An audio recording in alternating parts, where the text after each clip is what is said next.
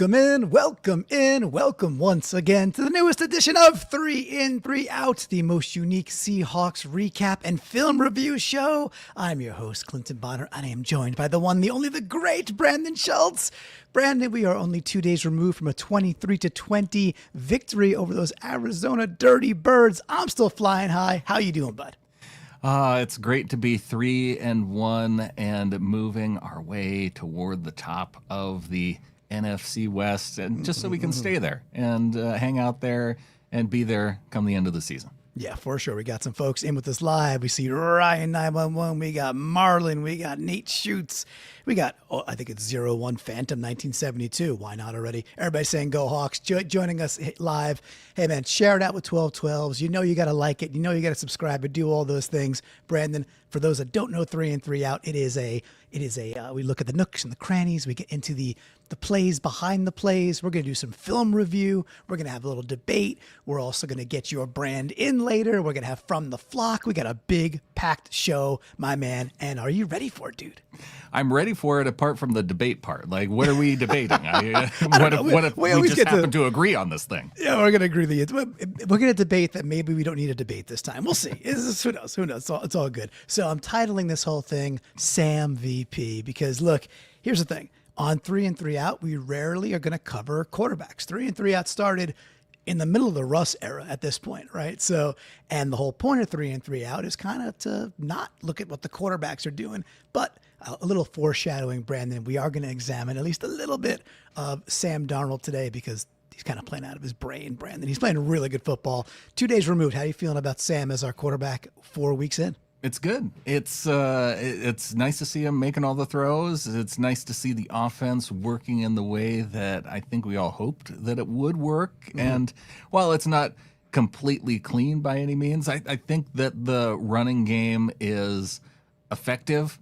Not necessarily efficient, but it's effective. And that's what's allowing Sam to make these explosive plays downfield and really work within this offense. So I'm excited about it. I'm excited to keep it going. It's we got some big opponents coming up that I'm even more excited to see if we can keep it going against them. Yeah, going to be fun. And since you said woodwork, we want to remind folks out there on youtube.com/Seahawkers podcast, make sure you are liking, make sure you are subscribing. When the videos end, drop a comment, hype the video, seeing that more and more, which is super dope.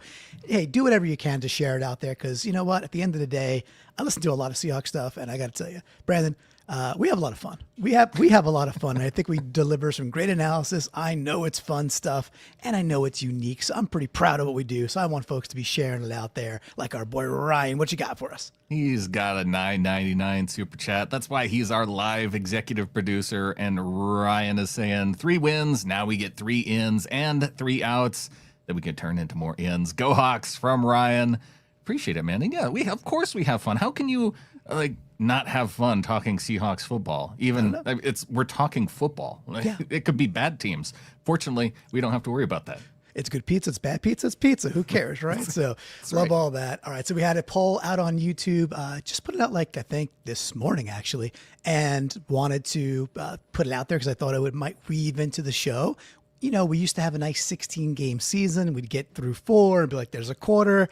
Now we got this whole leap year with the 17 games, but still, whatever, through 4 games, the Seahawks MVP is, and with 335 votes and counting, it's out there on YouTube.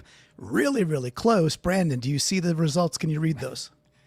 You have JSN and Sam that are just about neck and neck.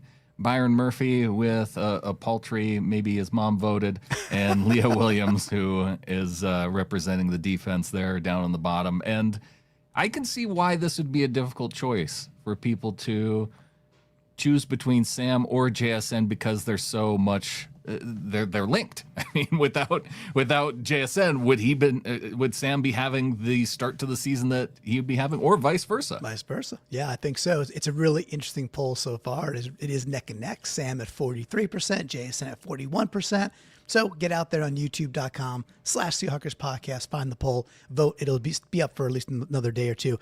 And it's also out on Twitter at the Seahawkers pod handle as well, similar polls. So if you see it out there, give a vote. All right, Brandon. So look, this has been a fun day. I went to go visit my daughter up at UConn today. It was a family weekend, so we did that. Had a nice little lunch.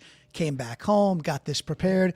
In the hubbubaloo and the mix-up, I lost my sticky note, Brandon. I know there's a rule. I know there's only one rule with 3 and 3 out. I forget what the rule is. I lost my sticky note. I tried my best. Buddy, I got to call a lifeline. What's our one rule on 3 and 3 out? Well, I forgot it today too. And gosh. Fortunately, we had our live executive producer coming in and reminding us the title of the show with 3 wins, talking about 3 ins and 3 outs. Clinton, when we win, we start with an in. We start with an in. Thank you, Ryan. Let's hit that whammy, buddy. Okay, let's dive right into this. So we are starting with an in. And because I'm such a tech bro, I'm gonna call this one on the blockchain. It's a 0-0 game. Early in the game, quarter 1, 11:53 to go. 2nd and 10, we're on our own 14-yard line. Brandon, I always like to tease you. Do you know what's coming up before we see the video, or what do you think? Ooh, on the blockchain. I think we're going to see a nice series of blocks here. Yeah, we might see a nice series of blocks here. Exactly right. All right, so let's go to the videotape, and we'll let it play through this first time. We see that gorgeous thumb, and we got this little 4-person thing going out there. It's a screen to Kenneth Walker, and we're going to see it a couple times, so don't worry not. Yes, we have to go fast because of rules and stuff like that, but Sam pops it out there. You got Kupp doing work. You got Salbert doing work. I'd actually say that I think it was, I think we got a couple more shots of it too. I think it's Barner who probably doesn't do the best job, but Salbert, awesome downfield on Buddha. Buddha's no joke. All right, so Barner maybe could have done a little better. But that's A-okay. But to start things off, we are on the blockchain. This was an interesting lineup too. They had this quadrant, four-piece over to the left, Brandon, and a wrinkle we had not seen. What do you think about getting K9, the ball in space, with blockers? I like the idea, and I also like that the Cardinals didn't quite recognize this in time, because I think one of the reasons why this is so successful too, you got 5 kind of jumping down, and then he's out of the play, and then we have all these blockers. And it's to the point to where Sundell's out here like looking for work, and he can't find any other than tripping over his own dude. I like that. Yeah, he's out there. He's out there with his pail. He's like, just give me a chance. I like this kind of stuff in general, where it's like, it's basically mano a mano, or they each have a job. You know how I feel about Cooper Kupp. I'm not giving this explicitly to Kupp. You know that I'm kind of gushing about some other things he's doing that I think are just the small things that I think good football players do. It's another example of Kupp. I mean, Kupp kind of has it easy. His guy just takes like a bad route, so he hooks him. Seals him off, yeah. Yeah, he does his job, though, for sure. I do think Salbert in space against Buddha is really where that's what springs, because he could be out of bounds after 11 yards, and instead this becomes like, a 20-some-odd yard gain for K9. Easy manufactured yards from Kubiak. Brandon, I'm here for it, bud. Yep, the Salbert block there, the K9 able to escape the one guy who attempts to grab his back there, but he's able to burn away from number 2. And a nice pickup. I would like to see more K9 in the passing game. I think so too. I mean, you got to remember, and that's correct. I agree. And we had a chance at it a little later in the game. I remember K9 had like a pretty bad drop later in the game where he looks ahead before he secures the ball, and he had room to run. I think it's in the plans, and I'm with you that I'd like to see a little bit more of it too. The distribution has been, I think, nice and getting wider in terms of who's touching the ball, who's getting opportunities to contribute. I keep saying these words, and I think they're true, Brandon. Offense, defense, I think we have a pretty deep team that if you try to shut one thing down, something else might spring up for you.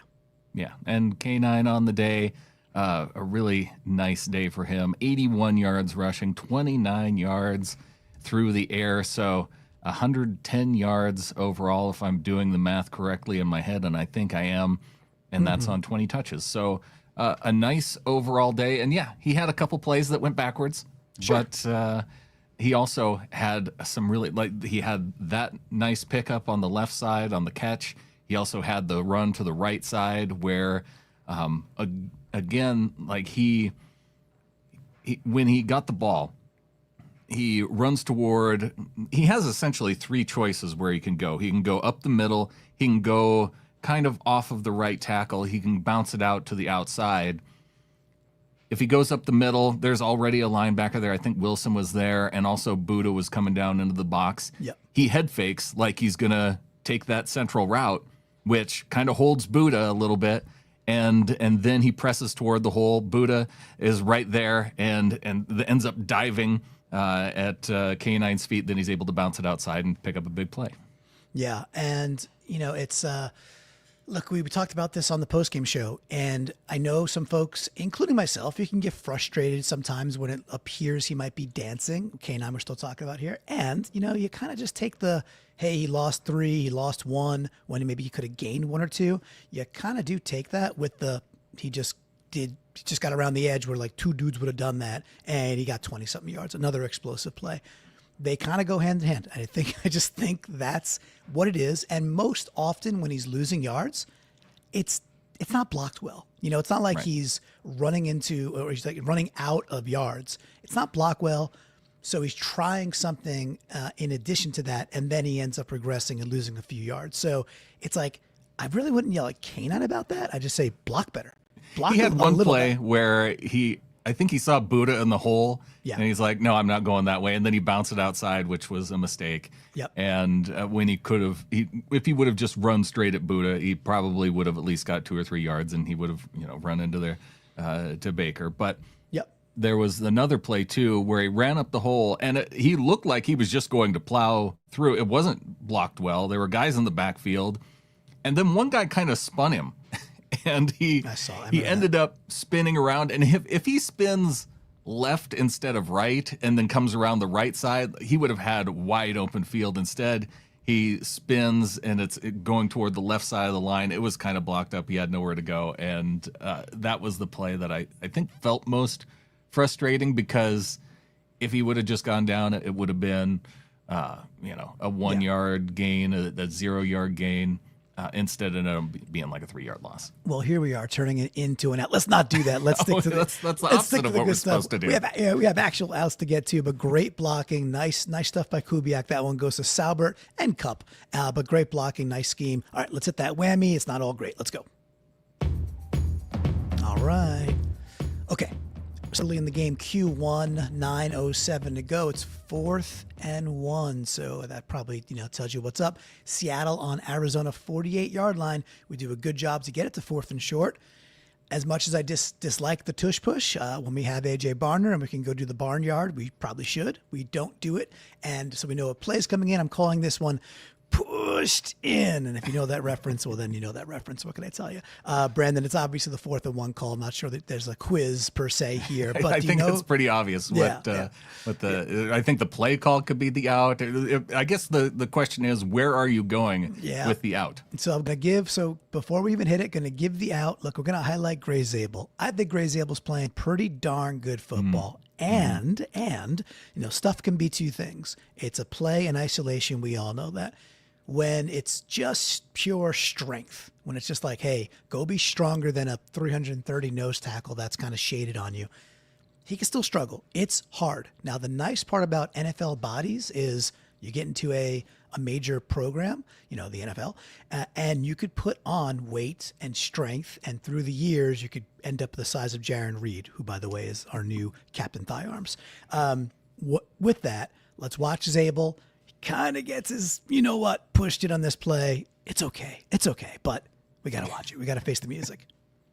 I don't know if it's great. Like, I'm not saying it's good. He just gets blown up.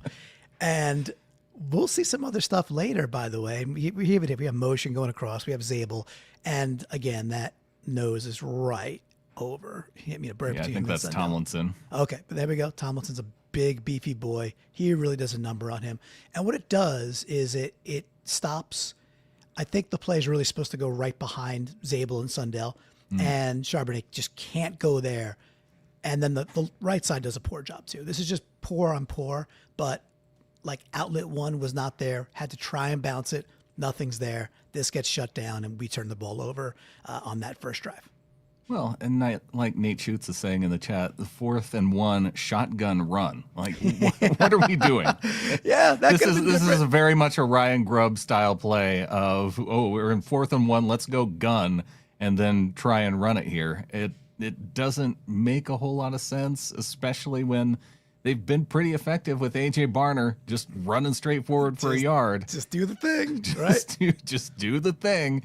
And instead, like, I walked away at this point in the game because I was like, okay, I need to take a quick break, and it's pretty close. I'll just run it here, and I can come back, and then I'll be here for the next series of plays. I came back, and it was like a commercial break, and then the Cardinals are coming out with the ball, and I was very confused, like why we just didn't do the thing there. Okay, so it's your fault is basically what you're saying. I should have stayed and watched, and then Kubiak would have called the right play. Yeah, it's a 4th down, so I mean, I'm not sure where your hawker is or your fandom, but sure, go ahead, go get your taquitos. I need to watch that play. Like, you just do it, and then So thank you for making I hate the freaking tush push. I think it's such a degrading play to the point that you're like, I'm not even gonna watch it because it's probably just trotted out there. It's so boring. It's such a gimme.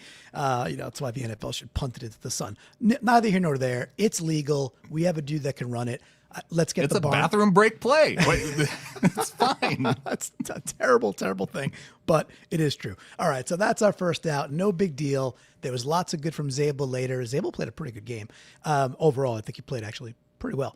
But when he does get blown up, it is 4th down. That's the one area of the game that we're going to have to see the next 2 to 3 years. Can he just gain that type of strength where he could at least not lose? He lost that rep. You don't got to win every rep, but you can't lose on 4th and 1. He did there. He does a lot better later as a bit of foreshadowing too. So far from what we've seen from Zabel, I do think that he's a better pass blocker than a run blocker because I see more on the negative side with his run blocks. If you look at his PFF grades in this last game, he was right around a 60, so that's your average. A little bit higher, he was a 66 in the past game. So, yeah, I think, what was this, the very first game of the year that he technically gave up a pressure? So from 4 games in? Yeah, from somebody's metrics, right? Because... Okay, give him 2 then, based on our own eye metrics. His very first snap as a NFLer, he got beat bad, and that's fine. That's fine. So one we're watching in week 4 and a snap in week 1. Fine. Where do I sign, right? He's a rookie. So we're taking this out, spinning it back to an in. Let's get to a real in. What do you say? Let's do it. All right. We are zooming right along, which is a lot of fun. Okay, so in number 2, we got Q2, 8:13 to go, 2nd and 10. Seattle's just crossed the beak there, or about to cross the beak, across the 50. They're on Arizona's 49-yard line. And I'm just calling this one, I'm a big boy now. Any idea, 2nd and 10, what kind of big boy we're going to see? Jake Bobo. You know what? I'm going to give you, I'd say partial credit, but it's almost full credit. This is the gun to Jake Bobo, but what I want folks to watch, this is why Sam is on the tie. This is why Sam's on the thumb. Okay. This is Sam VP, baby. Look, the touch to Barner on the touchdown, beautiful. The getting out of the pocket and finding Arroyo, unbelievable. The other throw to Arroyo in the end zone, that's an unbelievable throw. The stuff to JSN late in the game, on time, on money, just freaking good. Just good quarterbacking. Of all of it, Brandon, I'll let it play through. This is my favorite. You got Sam and shotgun, and yes, he's going to find Bobo over the middle. But watch the processing, the feet specifically, decision making, and then of course the hose to put this ball where it's got to be. We got a couple angles of it, so let's let it run. Yeah, he takes the pass and he looks JSN's way to start with, and he looks right, and there's Bobo right over the middle. And he does. I like the view, the back view in particular, because then you can see just how close number 2 is to getting to the ball, and how Bobo just makes a great effort. Yeah, it's Wilson there, Mac Wilson for the Cardinals. Mm-hmm. And he had a couple plays where he just was laying out, trying to get his hand into a passing lane. And it is that arm strength that you see from Sam Darnold, where he's able to gun it in there. And Bobo makes a nice catch too. So, yeah, nice play here by Sam, and getting a key first down here. This is the thing that you see the NFL pundits out there being like, hey, this is high level processing, decision making, trusting your abilities, and then executing. what else do you want from an NFL quarterback? I zoomed in for this one. Just those feet. The feet are moving. The feet look fluid. The bop hits that back foot, kind of resetting himself as he's going through his progression. Still gets to that back foot, fires the ball in. And Bobo, like you said, Bobo makes a really good catch here. I think also the ball is kind of where it's got to be, because if he leads him into the linebacker, that could be bad, or the safety that's looming back there. So I think he puts the ball exactly where it's got to be. Tough catch, but Bobo comes up with it. And I think it's like a non-hospital ball, because it is where it is also. So I just thought all around this was a great piece of quarterbacking. So loved it a lot, man. Anything else you see that while it's going through? I was just going to say, I don't think this is out of character necessarily. Like, if you went into this season not expecting Sam to be able to make these types of throws, these throws are on his tape, especially during his time with the Vikings, where he's threatening it in between a couple of defenders to Justin Jefferson. And maybe people are giving Justin Jefferson the credit for that, but Sam has this ability. He has the arm. And it is just about giving him the time, allowing him to work through his progressions. And then, I think part of the reason why maybe there was some questions were, would the Seattle receivers be able to hold up and find those areas to settle down in the same way guys like Jordan Addison and Justin Jefferson did for Minnesota. And we're seeing good receiver play out of the entire group right now. Yeah, we are. And another one that comes to mind, also similar thing, because you're saying like, hey, he put this on tape, and you're completely right. He had another one earlier in the game, a third down to Cup, where it is inside the smallest bread box. It's unreal. It's like over one dude's ear. It's between an arm. I think that's the other one where Wilson like laid out almost horizontally. Yeah, I remember that. It was Wilson who's like, he really gives it a go and can't quite get it there. It's like Darnold's. It's like going to like a putt golf, and you got the miniature and the crocodile mile opening its mouth, and you got to like be precise to get this thing through. He's doing it, but it's not in harm's way. Now, throughout the year, might there be a time or two where, it's a little risky, the weather's a little inclement, and it doesn't exactly go this way? I would say the likelihood is yes. Like that's how things go when you're trying to be so precise. Early in this season, he's being really, really precise with the football, and I think it is rooted in good decision making and being on time. So really wanted to highlight that. Any comments on folks that you want to bring up? Nate Schutz saying, I'm still sad about that long ball to Horton. It was such a good throw. Ball. A catch there would have vaulted Horton to start him. And that was another great throw by Sam. Put it right on the money. Horton right there. That's just one that you kind of chalk up to good defense by the Cardinals. Totally. Good defense. Yeah, 100%. And it would have been really cool if Horton could have came down with it.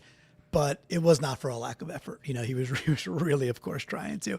But it was a beautiful I think ball. It does show some of the separation, though, from a guy like JSN a couple years in now versus Horton. I think JSN has some of that body control and that he uses to get open in those late types of windows so the defender isn't right on top of him. And I think Horton will get there. It's just I'm glad they're trying to work in some of those reps too, especially against maybe lesser opponents like the Cardinals. I think that's a beautiful point. All right, let's get to that next out, but that's a great point, dude. Okay. Hey, if you're new to 3 Out, we look at the great, we look at the ones that are not so great. That's part of this. That's how it goes. And in a game where you're up 20-6 and you have to get a last-second field goal to win it 23-20, hey, it ain't all gonna be great. That's the way it goes. So we got quarter 3, 8:19 to go. It's a 17-3 ball game at this point. 8:19, 2nd and 8. Arizona's on their own 37-yard line. And I'm calling this one the handyman. Who do you think I'm calling out for being a little handsy? Oh, how about Tariq Woolen? Man, you're like 4 for 4. Yeah, you're doing great. So it is Tariq, and we don't have a great angle on this, just to preface that. And we'll see Sam one more time because that's more fun. Let's be honest. Let's let it roll through. It's fine. It's fine. Look, I can't be precise in the fly here, folks. Yeah, he's just firing the ball. All right, so we got Tariq down here. Look, we talked about this a bit on the post-game show too. It's my frustration. I think a lot of people's frustrations with Tariq. I'm not mad that he's like quote unquote getting burnt, because I don't think he's burnt, Brandon. I think yes, right. The receiver has a step on him, and he could catch up. I think it's Michael Wilson. He's running a 9. He's just going deep, and he's got help over the top. So between like your God-given ability to run a 4.2, you've got safety help. There's too high safety here. I don't know why he has to get so handsy, Brandon. So flagging it, it's a big, big chunk play, and this is basically how the Cardinals got back in the game. Yeah, I know why he gets handsy here. It's because he turns his hips to the outside and Wilson takes the inside route, which completely spins him around. And then when he starts to recover, he's drifting a little bit too far in. Yes, yep. And so he grabs a hold of him, I think, to help himself redirect with Wilson. And yeah, so it's one mistake up front that then turns into the second mistake of a grab and before he's able to get out there. That it was a bummer. He also had when you're saying handsy, he also had that face mask earlier, and so I wasn't sure if you were going to go to this play or if you were going to go to the face mask play, I forgot which about that. Yeah, was also unnecessary. It wasn't great because you got to break down, right? You got to break down, and as you break down, you can't fly your hands up into a dude's face. So this is not year 1 guy being pulled off the practice squad, right? This is year 3 now for Woolen, right? So that's another good point. He's just a little handsy. His technique is, again, I don't even know this outside. Hey, he turns around, does the thing, tries to catch back up. Maybe that's how they're taught. Fine. I don't know. Somebody else could know. But your point of him then taking a bad angle to kind of reinsert himself back into the play while Wilson is like stemming outside a little bit, it's just not great. And then maybe he felt compelled to be handsy because his angle is off, like you were saying, and voila, the Cardinals get a little momentum, which is really all they needed. They needed a little bit of mo. They ended up getting it, and this game got way too tight. So I thought Reek had some other nice plays. By the way, he wasn't like bad the entire time. I thought he was actually okay in most coverages, but It was the 3 penalties in this game that I think really got to people, and that it's a lot of stuff that you've seen him make the same mistakes kind of over and over, and so that starts to get a little bit frustrating. I can sense though that Coach McDonald, he recognizes that Woolen has the talent in these areas, and so when listening to him like in the coach's show and in his post-game press conferences, he really wants to drill Woolen and practice these types of things, and so he can maybe feel more comfortable in some of these situations that the other teams recognize and keep trying to put him in. Like, he has the ability. He just has to, whether it's through more practice reps, and if he doesn't get there, then I think that a lot of people are going to be ready for him to move on. The coach might be ready for him to move on. There's some talented players in the secondary. Yeah. Darion Kendrick, we saw him take special team snaps and special team snaps only. And that was after a couple games where we've seen him make some really nice plays, get his hands on the football, and then for him to not even get a snap in the secondary at all, it was really interesting. But whether he was playing more in the slot with Witherspoon than being back, maybe they didn't want to split snaps with Witherspoon at all. But if they end up moving Spoon to the outside and bringing Kendrick in to play some slot, then maybe that's what we end up seeing. Look, we just saw Drake Thomas get significantly more play, and Coach McDonald's response was pretty just, flat. He's like, he's playing good ball. All right, so he's getting more of an opportunity. And it's not a degradation of Tyrese Knight, per se. I think Knight's still playing pretty well, I think. It's that Drake is doing some things well. So it wouldn't shock. We'll see how they evolve this going forward. It's nice to have the quote-unquote problem we have with the depth that we have. When Egbuka comes to town, and Godwin getting healthy. Godwin should play this week for tomorrow, which is Eagles and Bucks. That'll be a lot of fun down in Tampa. Godwin's off. This is his first game of the year. So how is he going to look? Is he going to look Chris Godwin like? Who knows? Mike Evans is going to be out for a couple of weeks now. But that's a pretty talented Bucks receiving core. So it's going to be just interesting to see in about 8 or 9 more days or 7 more days, how do we deploy Woolen, and is it against their 1? Is it against their 2? hard telling, not knowing yet, but there's a lot to discover. I see Marlon also maybe calling for Kendrick as well, huh? Kendrick is the reverse of Woolen, not as talented, but makes the right moves. And I think that's one of the things that we really like seeing Job out there and doing as well as he can, because you recognize like he's putting in the work, and you recognize a guy like Kendrick's putting in the work. And then you see the talent, and it's like, man, if Woolen would put in the work, like he could outplay all those guys. And that's not even to say, like, I really like to make sure that we're putting guys in the right category. And with Tariq Woolen would be the best corner on an Arizona Cardinals football team. Like he just would be. So like I think we're extra critical because we've seen really nice cornerback play over the years in Seattle. And then we have these other guys that come up and play really well, consistently, kind of above their draft position. And we're like, well, why can't everybody be like that? Yeah, Woolen is good. It's just he's not.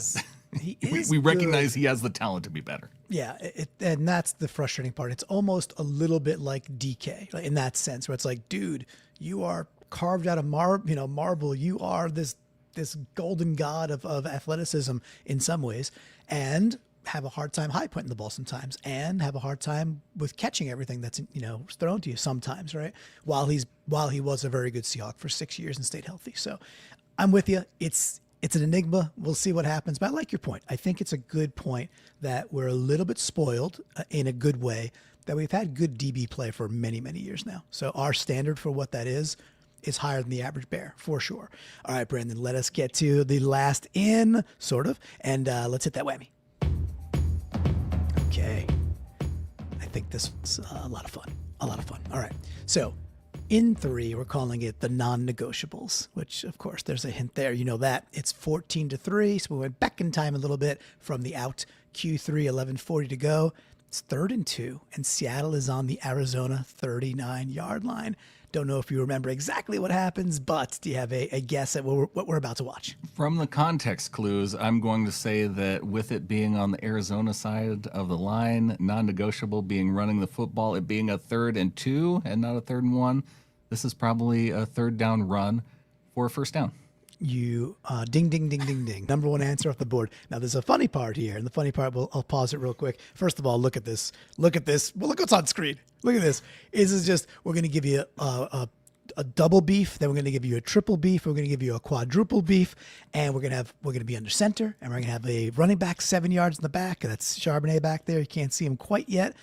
And it is tight ends and beefy boys, and there's just a lot of meat on that line. So just that still shot, how's that make you feel as a Seahawks fan? This is fun. Under center run. Like, why didn't we do this on 4th and 1? I don't know. Why were we lined up in shotgun? I don't know. The only thing we're missing here is a fullback. Yeah, he's injured, and Brady Russell is not Oots, and I like Brady Russell, very nice guy, but Oots is just a bigger dude who could generate more momentum. All right, so what we're going to look at here, the funny part is, do you remember who said in the offseason the non-negotiable line? Abe Lucas. Abe Lucas, okay. So we're going to watch everybody but Abe Lucas, and it's not Abe's fault. It's just that Abe has to do a kick out, and it's really not part of the play. Everybody to the left of Abe going all the way through Zabel, right? Watch everybody from the left of Abe, and I think I do highlight them because they do some work. And it's not like the Cardinals don't know what's coming. Yeah. They do some work right there. We'll look at a different angle too, where Zabel earlier gets blown away, right? Now really, Zabel and Sundell, watch this combo. The thing that you give up with their, say, just play strength when you got a 330 guy and you're just trying to power him over, that you give up a little bit of that. This is the athleticism you do get. Zabel double teams quickly, and watch how fast he's on the linebacker, and Sundell's doing his job, and you got Bradford doing a nice job too. It's just well sealed, and on a 3rd and 2, what a friggin' delight to see this, because this should be the identity of the team. So here it goes. Look at that. Look at Sundell Zabel blocks climb. down. You get Zabel going up to the next level, and it creates a little bit of space. Like Bradford gets pushed back a little bit, but it's enough that it kind of opens up that hole a little bit for Charbonnet to squeeze up and in and get that 2 yards to 3 yards that he needs. Yeah, so I think it's Sundell that actually gets pushed back a little bit, but because I think Bradford kicks his guy out to the right pretty well. Yeah. But Sundell understands the assignment also, right? I think Sundell knows, hey, if you're to my right shoulder and I just turn you, I did my job. Right. And I think that's kind of That's all he needs. Yeah. Yeah. So it's just nicely executed. And again, for us to see this on 3rd and 2, and then the chains move, and we're up 14-3 at this point, Brandon, I was really, really, really excited about this. It was one of my faves. I just wanted to highlight it. Any other bits that you're seeing out there that I maybe didn't pick up? No, you got Arroyo out there keeping a good block. You've got one of the receivers downfield. I think it was Bobo who was blocking well. So, yeah, nice to see everybody doing some work, getting their job. Yeah, Abe. I think does Abe just go out there just to in case it needs to bounce outside? Does he think so. K9 has the ball? I think, yeah, I think you're right about that. But it was nice. It was very, very cool execution. Enjoyed seeing that a ton. Just getting back to this is the type of football and 3rd down plays when it's late November and it's a crappy day out there, no matter if you're home or away, whatever, and you just gotta have it. I'm just thrilled because I don't think we've seen that in a couple of years now. And to me, it kind of screams that's what McDonald wants to be. And it's partially what Kubiak wants to make sure he shows because, man, later in the season, you come up with a formation like that and you pull it down and you got like Arroyo escaping on something that's wide open.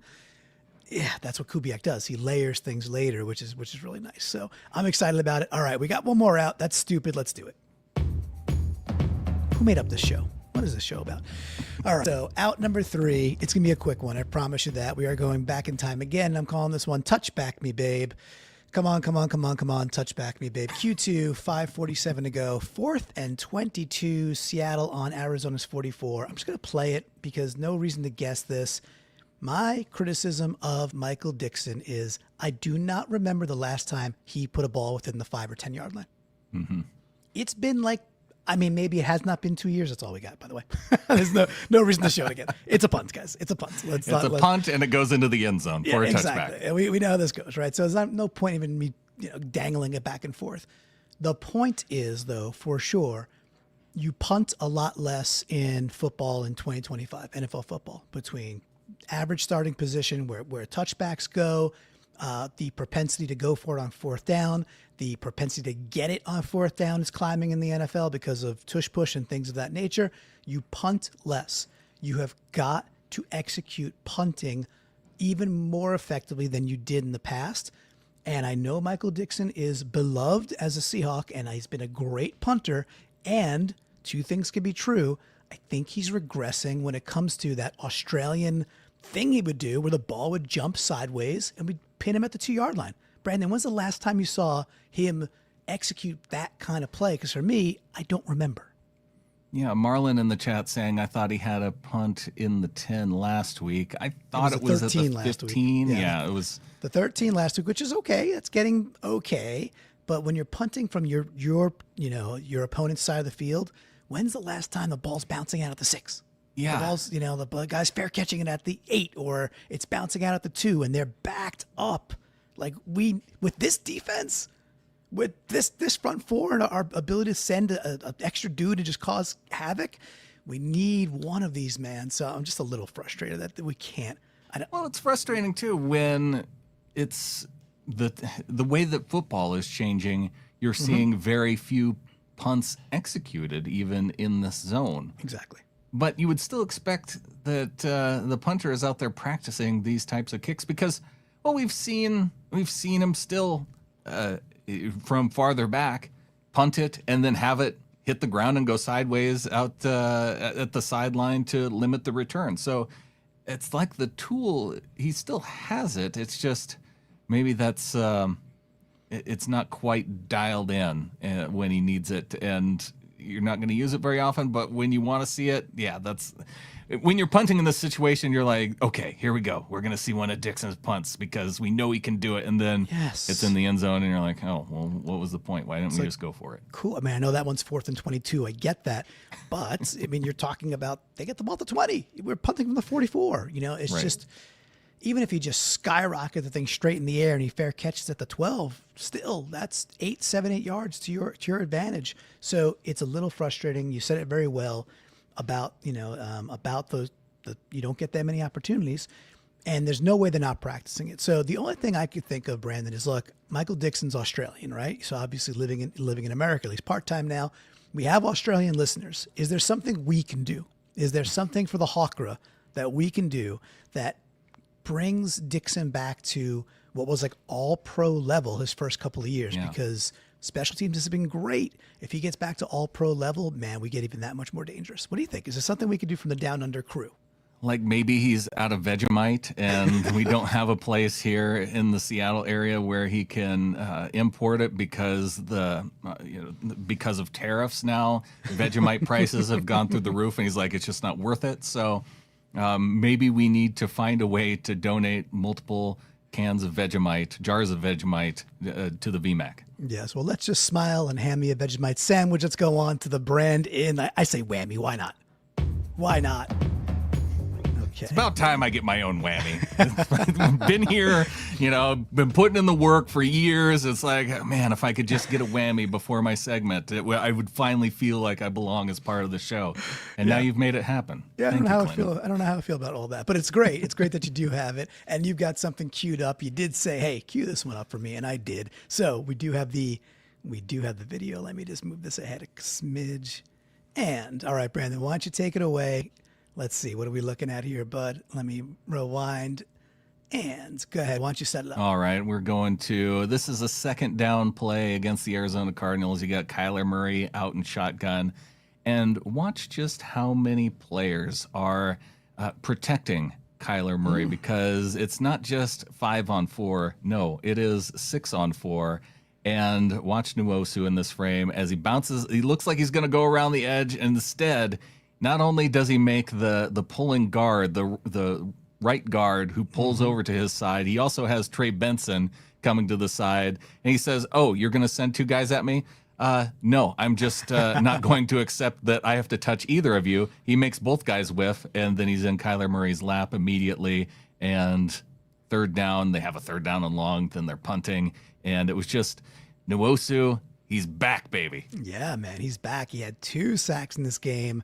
The footwork looked great. A couple of, like a year or so ago now, when he came back from that knee injury, I think late last year, maybe that was a full year ago, but I think it was last year, he just didn't feel to me like his speed was quite there yet. And I was like, oh man, looks like he could have used a little bit more time, just a little bit more time off. And then we see this game, 2 sacks and this kind of agility, this kind of sidestep stuff we're seeing. He looked real good, man. He looked real good. And when DeMarcus Lawrence goes down, he might, who knows, it's a quad. We don't know really nothing yet about that. We'll find out as the weekend gets over. This kind of team, it's like every week, Brandan, there's kind of this new hero thing coming up, right? So Leo gets 1.5. Last week, Murphy gets 1.5. Jaron Reed's contributing. And we really we're not getting edge guys home. They were contributing, but not getting home. Now we get 2 from Nwosu, and I know you're a big fan of this dude. I'm a big fan of this. It was one of the things that I talked about going into the season was that if we saw Nwosu in and healthy to where he was getting a 7 or 8 sack type season, it would mean good things if everyone else were staying healthy around him. And I think we're starting to see that because Derek Hall, there was a play or two that I could have easily pointed to. He had a great diving ankle tackle of Kyler Murray, maybe even a few plays before this that I was like, oh man, that's so good from Hall, just laying out nice. And limiting Kyler to just a 2 or 3 yard gain by tripping up his ankles. And so yeah, you got Mafe, you got Hall, and Lawrence. To me, he is more of the guy that is making plays in the run game. So I wasn't expecting a ton of quarterback pressure from him necessarily, but I think that we'll see a nice pass rushing group. So as long as everybody stays healthy. Yeah, I mean, Lawrence, again, if he gets a few sacks on the year and just plays the kind of edgy plays, fine. He's an older dude. He's playing Yeah. great defensive edge against the run. Cheap veteran contract. Sweet. Yeah, it's great depth to have. Awesome. I love getting Nwosu back out there. It's really sweet. So Brandan, I've got so that's great. A great Brandan. I'm very excited that you got that, and you get your own whammy and all that jazz.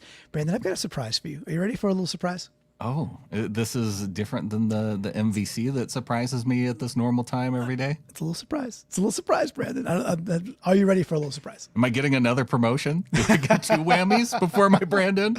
No, we don't need 2 whammies. Oh, Okay. we don't need a second Brandan whammy. But you know what? Hit that whammy, and I'll tell you what we're doing. All right, hit that thing. All right, we are introducing a new wrinkle. Right, we're not going to call it a rule. This is not a rule. There's only one rule. But I'm introducing something, and I think Car will be most excited about this. Let's see if she is. That when we win a game, when the Seahawks win with last-second fashion, we get the last-second win. Ooh. We get another Ooh. one. Why not keep celebrating, right? There's so many. Every time, there's 7 I want to call out. There's 7 little wrinkles and plays I really want to call out. It'll be pretty fast. We don't want to drain it too long, but first of all, what do you think about this new wrinkle? Are you in for the last second win? I'm all for more ins. Give me all the ins. Right. This is a way to cheat because for those that don't know, the only way to get a 6-in show is if we get a shutout. So now we could get a 5-in show with the Brandan and then the last second win. We call it an innovation. We like to innovate on this show. So Brandan, I'll bring it to the screen. You're not going to have any guess as to what it is. I'll just play it. Don't know if you saw Baldy break this down. Did you happen to see I did not. Baldinger's? No, Oh, I usually catch his stuff too. Oh, this is so good. So I don't have the Baldy angle because I don't know. He's got his mobile phone and he shakes it really violently and then talks over it, but he's Baldy, so who cares? And so everybody's just like, cool, you're Baldy. But we're looking at Anthony Bradford here. I get on Bradford for whiffing on plays 2-3 times a game. Sure. Look what Bradford does to I think it's Wilson here also. It's going to be an out to a little out basically to JSN. Only goes for 2 yards. That's who cares. It's not what we're watching. We're watching a soul being taken right on screen. Yes. And then he goes and gets him again, and I have a different angle for it too. This was so nice. I saw Baldy post it, and then I saw Amy Holmes put it in the Discord. I was like, oh man, we got to talk about this a little bit. Got to talk about that a little bit. It's just Bradford, he sees that to his right, Abe's got his guy. And he's like, oh, here comes the linebacker. Exactly. And he just lifts him up essentially and puts him on his backside. And then Wilson starts to get up and Bradford goes, oh no, you're not getting up. Dude, I mean, Wilson's, he's not, compared to Bradford, he's a much smaller dude, but compared to me, Wilson's a very big human being. He lifts him on 2 feet off the ground. That is impressive. That is that's the stuff you put on tape and you just enjoy and cherish, right? So I thought you'd enjoy when it's a last second win, we get the extra in. I thought it was worthy and I figured you get a kick out of that one, man. And you know what? It's nice because Bradford kind of gets ragged on a little bit and sometimes deservingly so. But also, this is what 3 in 3 out's about. It's a micro moment. If you didn't catch it, well, now you did. And we celebrate those kind of things on this show. I enjoy it. Yes. Thanks for bringing that to the show. It definitely, hey, if on those days where we get wins in the last second, if it can be a soul-taking segment of the game, oh, count me in. Yeah, I love it. And Barry saying like, all right, cool. I appreciate it. And Ryan saying he likes it as well. Good. Appreciate y'all liking it. Like the video too. Subscribe. Hit those things and hit that hype button on YouTube when the show is over too. It does help. All right, so that brings us back to the MVC. This, of course, most valuable cranny. We're going to take one of those ends and they will be forever enshrined. Brandan, how the 3D printer at this point, 3 weeks in a row, is it okay? Is it doing okay? Is it overheating? It's doing fine. Like this is what it's meant to do. Like when you put the 3D printer to work, it's like, okay, let's go because this is why I'm here. Put me in, coach. Now I'm doing my job. I never want to stop doing my job.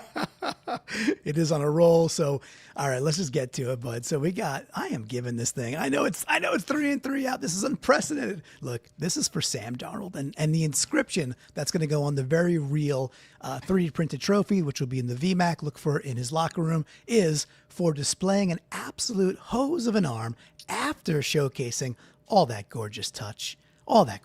Brandan. So Sam Darnold, that's my QB, man. his first ever MVC on our Seattle Seahawks. How do you like it? I love it. It says it sends a message to Sam like, okay, we recognize you. You've got this now.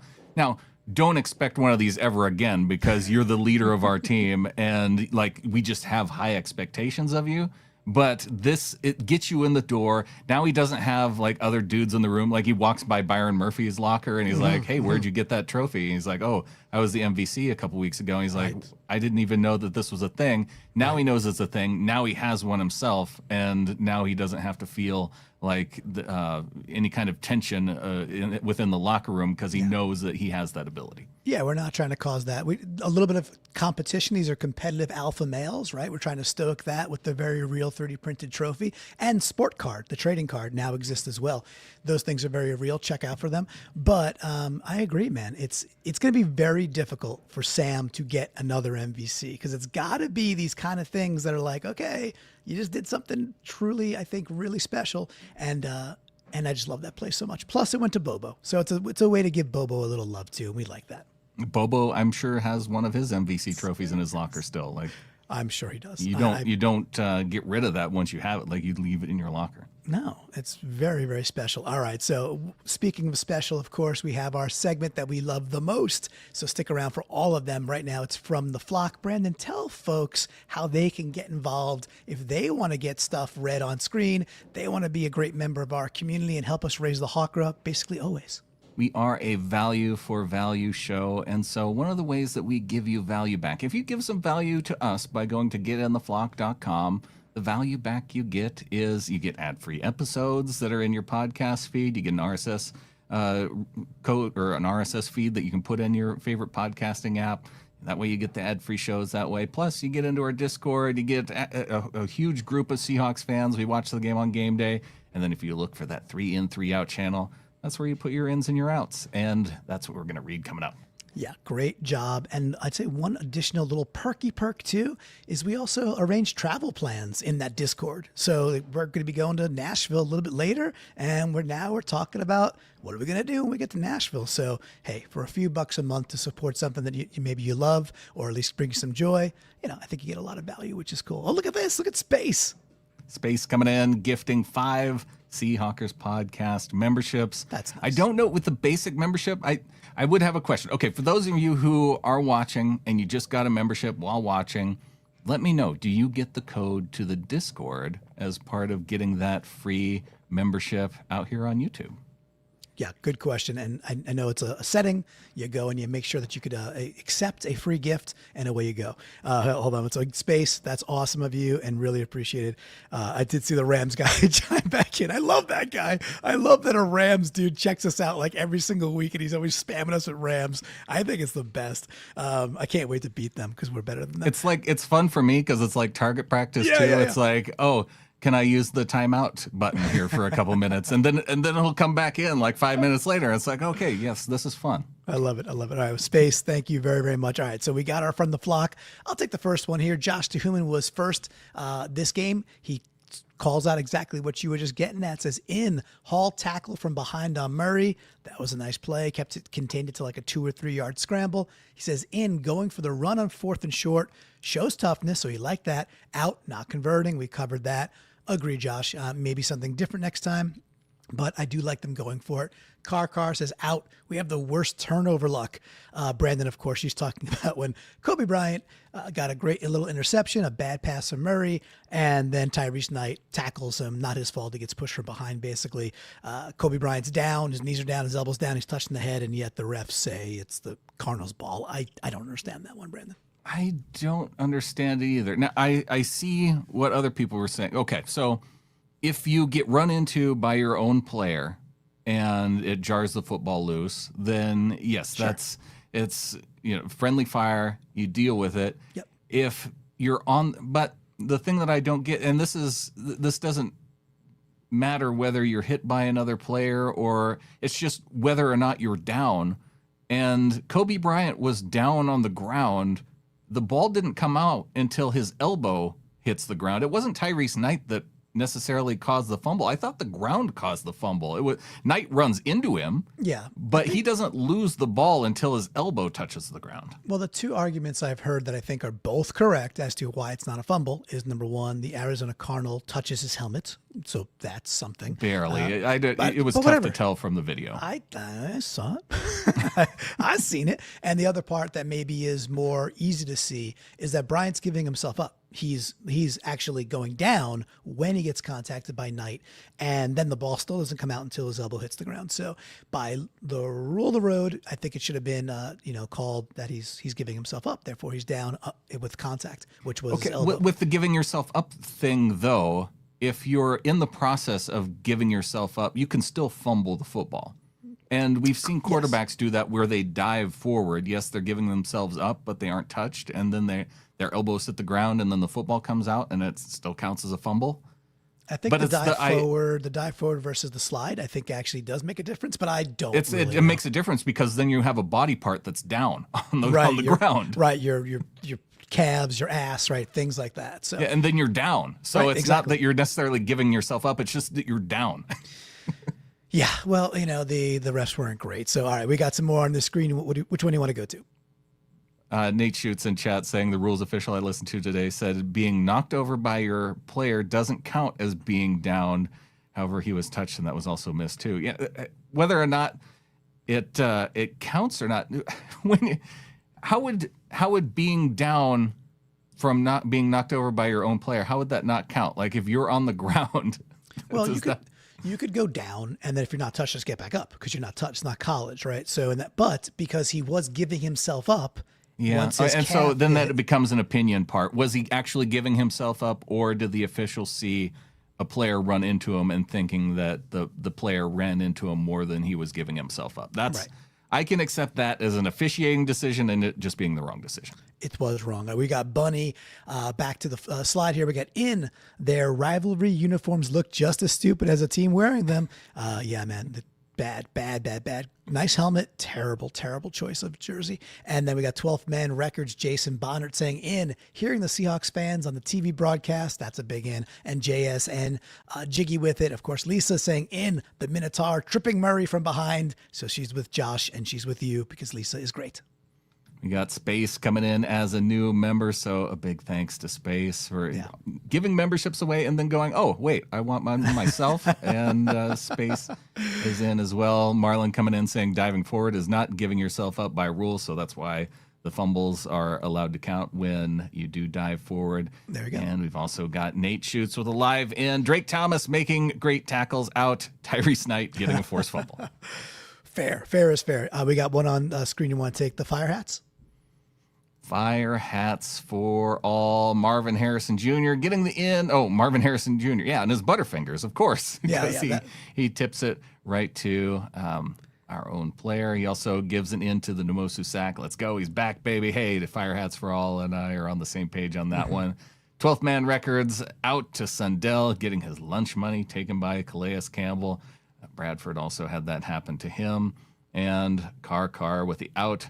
Horton may not be as new Lockett as I hoped last week. That's okay. It's still Carr loves herself some Lockett. We love Carr. We love Horton, and it's game 4 for the rookie. So next time he comes down with the big one, it's going to be A-OK. We got B-Wags biceps, Chenny Gold Jackets with 2 and counting sacks. By the way, if you are a fan of the Seahawkers Nest podcast, Kevin has been calling Uchenna Nwosu Chenny Gold Jackets for 4 years now. So shout out to those boys. They're good dudes. And we got Josh DeHuman again in. Darnold continuing to not get rattled with pressure. He is not seeing ghost. He remains focused, determined, and is keeping a cool head, which keeps the offense fighting. I mean, that's why I put the 100 emoji there. I'm like, you nailed it, dude. And B-Wag saying, Poutler Murray, so tasty. Yeah, he was pouting a little bit early in the game, especially when they got down by 2 scores, which is always really, really fun to see. We got Andrea Springer in for the last 30 seconds of chat. It might go a little bit longer than that, Andrea, but we appreciate you making your time, making your way in here for the show. And Ryan Ball saying in 3 and 1, baby. We, of course, have our Discord say fire hats for all. Once again, Sundell with a push on JSN. 4th quarter, around 13 minutes to go, converting 3rd downs like a pro. What do you think about that? I like it. I'm a fan. Car with the out. First time in a while. I brought the argument that K9 was dancing too much. Yeah, there were a couple plays in there, but he had, going back and watching his first quarter, he had an outstanding first quarter. He really did. There was a couple of holes there. He played, again, you get to 19 for 81 that were A-okay there. We got Bunny saying in, Murphy getting really good at wrapping up. There was something that, like at Texas, he kind of let dudes escape a little bit. Last year we saw it, not so much this year, so I like that cranny. And then Josh saying Reek just out, Reek. It's been a little rough stretch, but I still think Reek Woolen can play football. I think there's going to be hopefully a little bit of a comeuppance in a good way for Reek. Josh DeHuman helping close us out, giving the in to Shar, was fighting to get those 5 extra yards to set up Myers for the field goal and the win. And we've got Derek Williams. That's his handle, but that's Derek Williams out there. He's the one. Remember, he won the signed card last time when he guessed, when we had a little guest live. Nice. Yeah, he's a good dude. He says, I can appreciate the improvisation from K9, but he goes on basically to say the last few games that improvisation can get him a little hot water, which we do know about. So appreciate you, Derek. The only tweet out there for the whole day. So giving him some love. I really want to stick to the Discord, but I've known Derek for a long time, so I want to give him the love. Love that. And the spy who spooned me in 6 sacks, everybody eating. And 12th man records with the end of the smelling salts, as Jason Myers was very clearly sniffing the smelling salts as he was coming on to kick the game-winning field goal. I love that. I love that people are like, that's illegal. You can't do that now. It's like, yeah, and read the rules. Like you can't be administered it by the team doctors, but apparently you could put it in your little Polly Pocket and pounce it out whenever you need to. So it's good. And Car says, out to me for not believing Myers would make that kick. So Car with a little bit of, just saying, hey, I got to do better. Hey, Car, he missed the other one, but he did absolutely nail that last one. By the way, Brandon, your heart of hearts, he lines up for that last kick. What'd you think before he kicks it? Oh, I didn't really think of it going one way or the other. I just was hoping that he would make it. Okay. I again, I'll swear anything. I'll swear in the Bible. I thought he was going to make it. I'm like, he's got it. And it wasn't the smelling salts thing. I just had this, he's got this, and sailed through it. Did. I was just very confident he was not going to miss again. So, all right, you got some more to read. I guess I do. I thought since we were at the end of the game already that we were getting close, and it was a total fake out for me. We still got a lot of cool ones to go, but not that many. Hang on. All right, Josh DeHuman. I'm not criticizing you. It's just that when I was looking through the slides, I'm like, yes. Oh, we're about to the end, which right. is why I made that comment that earlier about being so close to the end. Yes. I faked myself out. We got more. Josh DeHuman in my wish for 3 sacks was doubled. Derek, you genius, saying in to Sam with the accurate throws, planting his feet and letting it rip, and especially rolling to the left, mad respect. Mm-hmm. And Frost with the in, final drive, clutch Sam, clutch JSN, clutch Myers, game over. Yes, love all that. Frost, of course, is Ryan out here, our executive live producer. Thank you so much. And also Derek Eugenius is brand new to our Discord. He hopped in like right after the game or right before the game. So another brand new member out there and contributing right away, which we love. Space saying that was an incredible kick. Hey man, 50 something yards and right through clutch. So love that. And Marlon in JSN calling out the refs. And yes, that was also really, really, really, really, really fun. And deserved because it was a really bad call. Let's see. I know we got JSN jiggy with it. JSN doesn't have to dominate the whole game to be a force multiplier, to quote Mike McDonald. Mm-hmm. Doc Hawk coming in. Sharp's juke for the touchdown that ended up not counting, but it was a very good juke. It was. And it got JSN to, now he got run over. He ended up taking the fire because of that juke, but just a walk-in touchdown because of that move.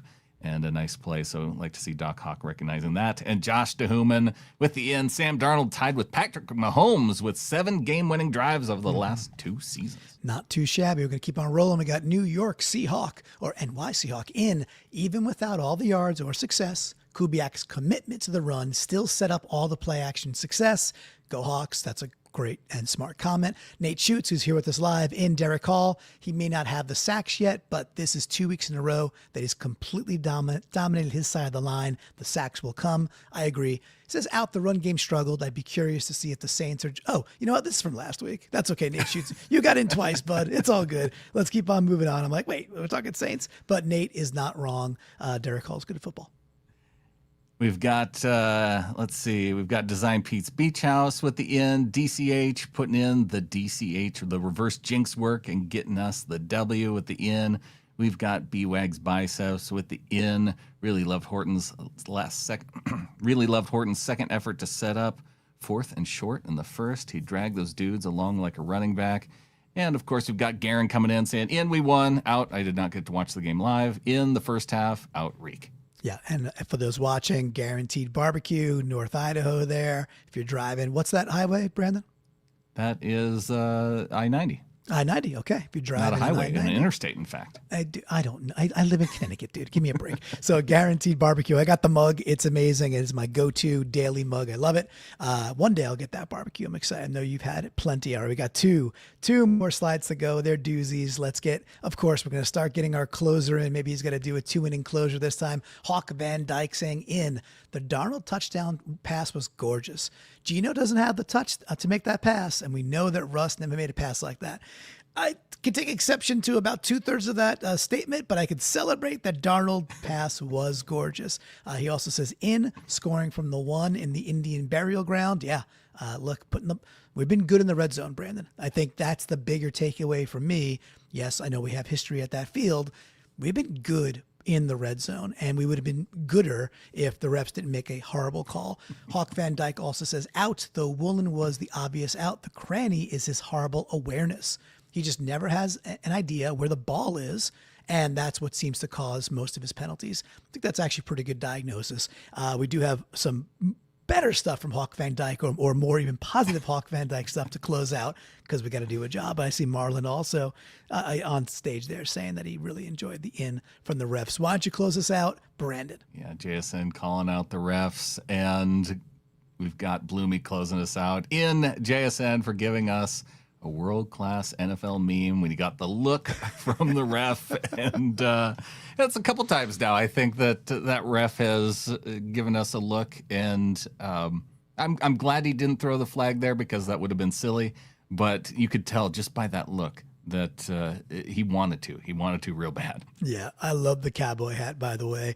I love that he wore that chain during the game. Like, oh, okay, we're balling now. Look at that chain. And that look that's on screen, if you're watching it on YouTube, he was asked about the hold, and that was the snapshot they got. Like, yeah, almost the exact same face he gave when he was asked about Shane Waldron. If you remember that after the year that Shane Waldron left. Yep. Yeah. All right, Brandon, let's close this thing out. Remind folks what they could do for us. We got over 100 folks hanging out with us on a Saturday night because you're cool cats. And what would help, bud? Yeah, give us the like, give us the subscribe out on YouTube. If you're listening on a podcast app, subscribe or follow, whatever the language on that particular app is, because that way you get all the shows. And if we're live out on YouTube, being subscribed, getting your notifications turned on so you can join us live, that you can be part of the fun. It's fun. Yeah, it is fun. Also fun, it's going to be this week coming up. It's kind of nice that, hey, we're doing 3 in 3 out on a game we won Thursday, and tomorrow is a full day of football, right? That's going to be a fun thing. Bunch of games, Kick Rocks Niners, Kick Rocks Rams. We got Eagles Bucks. That'll be a lot of fun. Of course, we got the Bucks coming up next week, so it's going to be really cool to kind of sit back and see how do the Bucks play at home versus an Eagles team that's been a little uneven, but certainly still very good. That'll be a lot of fun. And coming up this week, we're going to have the full slate of shows that we always do. And we also are going to have another special guest, I'll tease it by saying another Seahawk that you all know and love will be back with us, we think Monday, to talk about the quarter point of the season. So stay subscribed, hit that button, and within a day or so, we'll let you know which Seahawk that we know you know and love is joining us once again. Brandon. Yes, and a big thanks to Space coming in and gifting memberships, joining as well. And a big thanks to Ryan for live executive producing, providing comments, and everybody who joined us out tonight. Yeah, let's see. We got to watch a couple of our rivals lose. Yes. And then, do you have any kind of feeling one way or another between the Eagles and Bucks who you want to see lose that game? I kind of like last week when Arizona lost the heartbreaker to the Niners, everybody was like, that's bad for us. I was like, I don't think that's bad for us because we got to play them next. I kind of like teams to get beat up a little bit. I don't mean injured, but just beat up and maybe a little demoralized, which I thought exactly happened to Arizona. That'd be cool because then they got to get on a plane and go all the way across the country while we're really, really relaxed and sitting pretty. So I guess a tough game that the Eagles squeak out and it's a really tough loss, I think might be best for our Seahawks. A really physical game where the Bucks get demoralized, Yes. then have to come into Seattle. I like it. Yes, and I think with that, There's only one thing left to say. go Hawks. Go Hawks.